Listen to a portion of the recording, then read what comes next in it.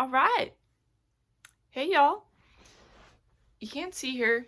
I might show you at the end of the video if she's still there. But my cat, Sweet Potato, it's me and Annie's cat, is chilling on my desk like the queen she is, looking at me. There's something kind of disconcerting when cats just stare at you. It's almost the same level of disconcerting as like golden doodles or labradoodles. Like, their eyes are almost human-like. Kind of creeps me out. Gonna be honest. But cats, it's like they see into your soul, you know? They're like, I don't care, but I see you. Did you like my cat impression? Sometimes they care. I think they have to care a little bit. But they try to play it off as like, I'm too cool. I'm a cool cat. Too cool for you.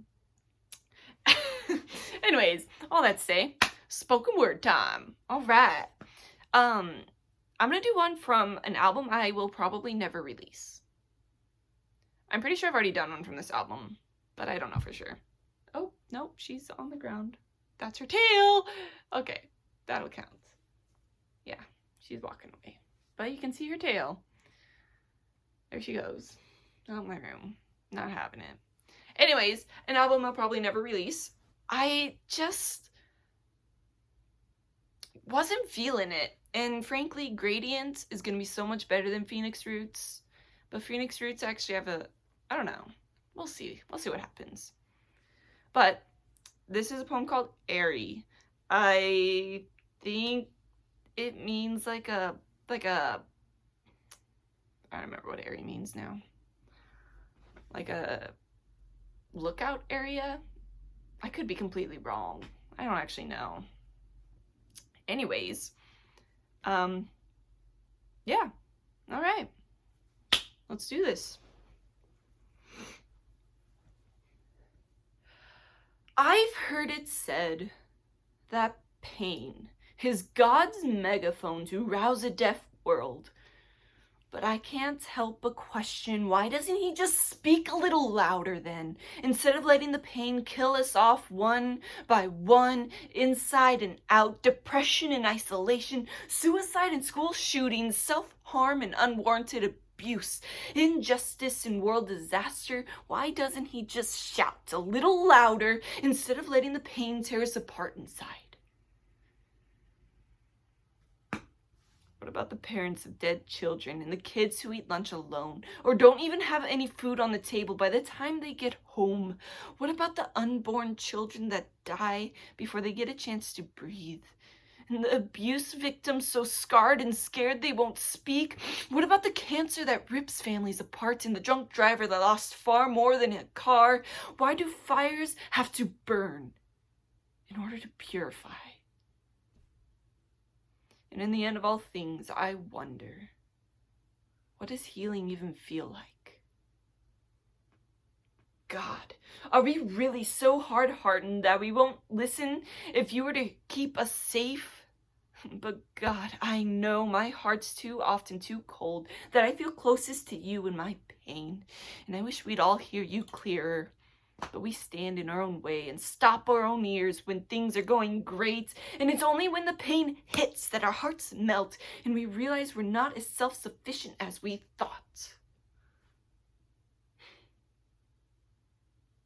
It's not that he wants the pain to break our bones, but he just wants our bones to mend whole because we are all far too crooked souls on our own. He doesn't want us to die here. And it may be the hardest things I tell myself, but let the healer break.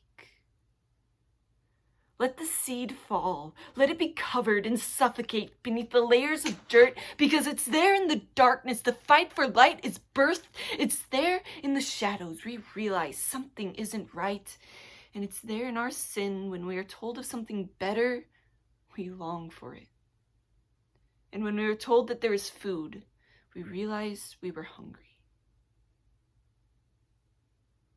And I don't understand why it is that the ones we love the most, we hurt the most. And the things we would never want broken, once shattered, we cannot salvage.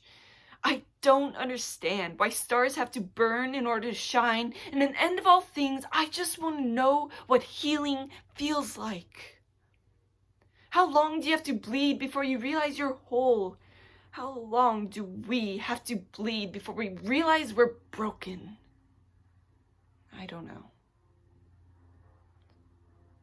But in the face of all that doesn't make sense and the ache densely packed away, it has to be let out somehow, someday, because healing only comes when we go through the pain. Healing only comes when we let the backdrop fly its colors of midnight against the holes in our lives and let the starlight shine through. And what if we found a way to let it escape by clinging to hope that makes us joyful and free? What if freedom doesn't come when we're strong, but when we're weak?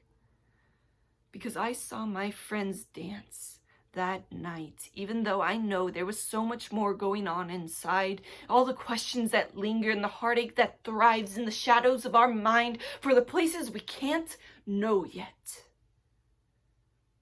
But what if the pain that this sin-ravaged world wages on our souls could actually be turned on its head and made into something beautiful in the end? Because in the end, without God, pain still remains. But here in the middle with God, there is purpose through the rain. There's a reason for the ache. There's healing for the pain. And yeah, it hurts. But the scars that linger are just the marks of survival. The most broken things can either consume us alive or propel a design we wouldn't have had a reason for without it. Maybe to find a purpose for the pain, we can make this world a better place and find a way to fall in love with a God who's full of grace and powerful enough to turn pain into a dance.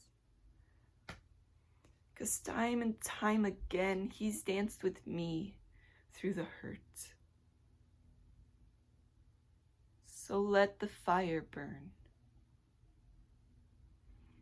Even if it seems like God intends on passing us by, well, that midnight lies, and it can bear its fanged grin all it likes. It can't kill us this time.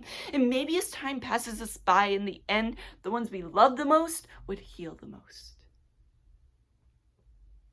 And the fragile china would mend. And the dearest things in our life would learn how to bend at the foot of a most glorious king, a scar-ridden royalty. And maybe families would heal. And tragedy could turn into triumph. Maybe heartache could be turned into love where you never thought possible. And maybe mistakes could find redemption at the very place you thought you lost it all. What does healing feel like? Sometimes I swear I still don't know. Sometimes with all I claim to know, the pain still seems like a shallow black hole, cliff diving into 2 feet of water, and it never wants a soul to resurface. But I promise the waiting is worth it. Healing comes slow, but healing will come. At least that's what I've been told. Just wait. Let the fire burn and the water flow, while the desire for light is birthed in darkness. Healing is rebirthed in hope. Yeah. I remember when I wrote it, that was an honest one. There's a lot of questions, there's a lot of heartache, there's a lot of darkness in this life, but there's a lot of light with our risen Christ, you know? Shout out to my friend Bree. I legit used a line that she wrote in one of her blog posts for this poem. Because healing really does only come when we go through the pain. When we go through the pain. Like, you don't have to stay stuck in the pain. You can make it out on the other side, and sure, another wave will hit, because that's just the way life is, but you'll come out on the other side. You will. So shout out to Bree. Like, yeah, thank you. Yeah, so that's Aerie. And Sweet Potato has re-emerged on my desk. So let's see if I can, there she is. I don't know how to zoom in. But there she is. She's a pretty great kitty, and I love her so much, even though she is a cat and doesn't want me to pet her right now. What you gonna do? Nothing, because she's a cat, and she'll cuddle when she wants to. It's the moral of this story. Cats only cuddle when they want to. Okay, I felt a ramble coming on, but I'm gonna rein it in. I hope y'all have a good day. Enjoy the sunshine if it's out. Dance in the rain if it's pouring. Live a little, love a lot. Have a rockin' day, y'all. Until next time. Yeah. Maeve says bye. Maeve? No. Vero's cat? My friend Vero. Her cat's name is Maeve, and she's pretty awesome. Sweet Potato wants to say goodbye. She said goodbye. That was her tale. Wow, this was gonna be really cool, and then I just, woo, don't know how to speak.